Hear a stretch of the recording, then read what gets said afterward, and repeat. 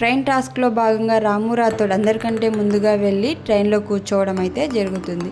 ఆయన ట్రైన్లో ఉన్నటువంటి భరణి గారు మరియు తనుజ గారు ఉన్నారు. అయితే ఇక్కడ దివ్య వెటకారంగా ఇప్పుడు కెప్టెన్సీ టాస్క్లో సపోర్ట్ చేసిన భరణి గారిని తీసేస్తాడా లేకపోతే తనుజాను తీసేస్తాడా అంటూ మాట్లాడుతుంది. అంటే ఇక్కడ ఇండైరెక్ట్గా క్యాప్టెన్సీ టాస్క్లో భరణి గారిని హెల్ప్ చేశారు అని చెప్పేసి చెప్తున్నట్టు నాకు అనిపించింది.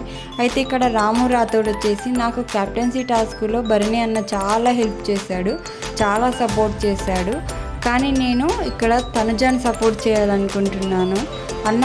నువ్వు చాలా స్ట్రాంగ్ ప్లేయర్వి, ఇప్పుడు కాకపోతే మళ్ళీ నెక్స్ట్ వీక్లోనైనా నువ్వు కెప్టెన్ అవుతావని అనుకుంటూ నేను ఈ గేమ్ నుంచి అయితే నిన్ను తీసేస్తున్నాను అని చెప్పేసి అంటాడు.